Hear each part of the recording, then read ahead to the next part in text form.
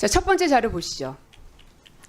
손일숙 대표의 인터뷰예요. 본인이 했던 말입니다. 역사를 왜곡하려 했다는 올가미에 갇혀 있다. 지금도 이 말에 동의하십니까?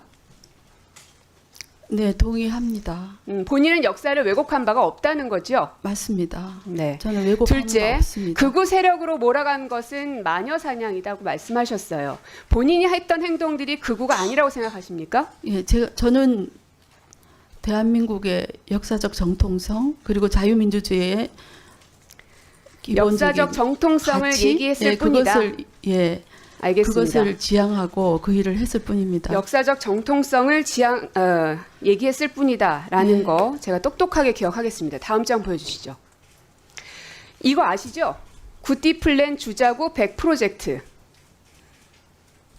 이게 뭡니까? 2020년? 어떤 뜻입니까 이게? 구국의 띠를 잇는 플랜? 네, 예, 본인이 그런 만드셔서 뜻인 것 알긴 같습니다. 하시군요. 네. 의미를 말씀드릴게요. 구국의 띠잇기, 주민 밀착 자립형 구국 활동과 100명 육성. 이런 프로젝트를 리박스쿨이 진행을 하셨죠. 진행한 적 없습니다. 계획입니다. 아, 계획만 세우고 예. 실행은 안 했다. 예. 언제 하셨습니까, 계획은? 2020년 네. 그때 정도로 기억합니다. 심지어 강사가 EBS 이사님이시네요. EBS 이사님? 네, 조형곤. 맞죠? 아, 예, 강사는 모릅니까? 강사는 많이 계셨죠. 아까 말씀하신 김주성. 자, 그러면 네, 뭐 해당 그런 분도 강의에서 계셨고. 어떤 내용들이 발표가 됐는지 제가 보여드릴게요. 다음 장 보여주시죠. 결국 그날의 강연에서 결론은 이겁니다. 리빌딩. 대한민국을 새롭게 개조하겠다는 겁니다. 얼마나 끔찍한 내용들을 하셨는지 제가 읽어드릴게요. 5.18 유공자는 투명화시킨다. DJ 노무현 재단은 자유국민재단, 자유재단 이런 것들로 바꾸고 세월호 우상화는 붕괴시킨다. 여가부는 노인가족부로 바꾸고 언론노조는 자유언론인협회로 기업에 있는 각종 위원회는 좌익 적폐 세력이니 전향시키거나 제거한다. 어떻게 생각하십니까? 저는 처음 들어보는 내용입니다. 이 내용은. 처음 들어본다. 예, 제가 작성한 내용이 아닐 것 같은데요. 이게 리박스쿨 그 하나빌딩 802호에서 벌어졌던 일이네요.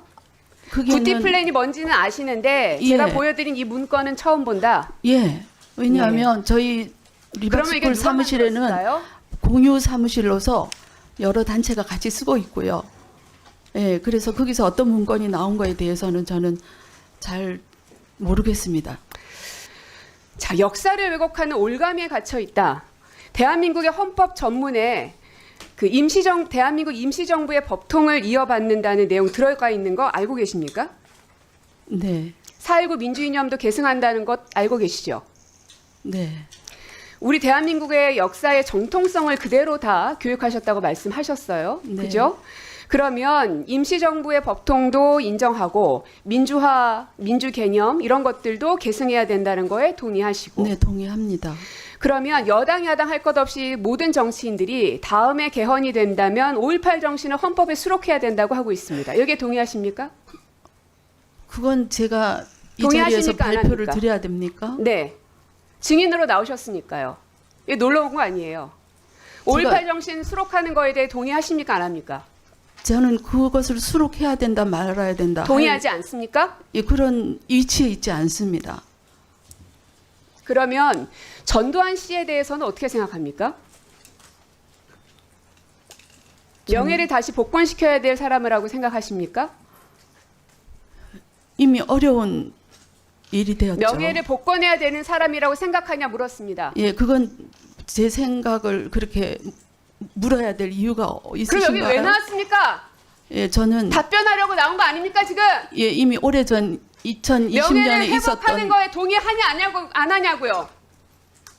제가 그게 그렇게 답변을 해야 어렵습니까? 됩니까? 그건 저의 개인적인 의견일 뿐입니다. 위원장님 의원님. 잠깐 멈춰 주십시오. 잠시 멈춰주세요. 그리고 답변을 해야 됩니까 안 해야 됩니까를 계속 말씀하셔서 그러면 여기 우리 왜 합니까? 그 손윤숙 대표님의 여러 가지 자료와 그 그 몸담고 있는 리박스쿨 속에서 나온 자료를 지금 근거로 제시를 하잖아요. 답변하시는 게 좋을 것 같습니다. 그게 그 손현숙 대표가 몸담고 있는 단체에서 나온 자료입니다. 그래서 그거에 대한 책임을 지셔야 될 손현숙 대표께서 우리 의원님들의 질의에 성실히 답변해 주십시오. 그리고 위증하시면 절대 안 된다는 말씀도 말씀드리겠습니다. 다시 진행해 주세요.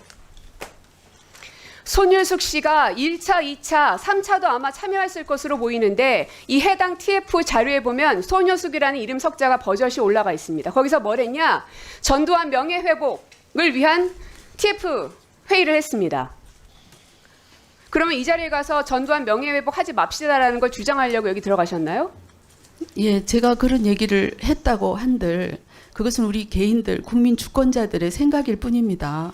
그래서 본인은 전두환 명예회복에 대해서 동의하냐 안 하냐고요? 지금은 어렵죠.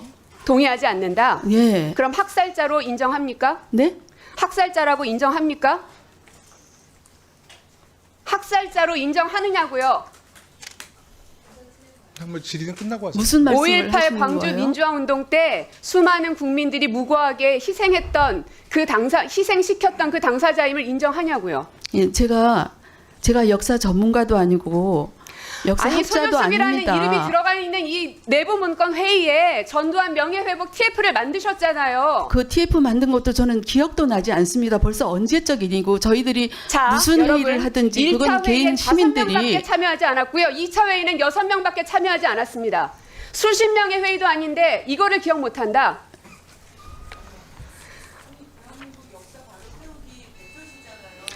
대한민국 역사 바로 세우기 대표가 아니에요. 저는 대한민국 역사 지킴이 대표입니다.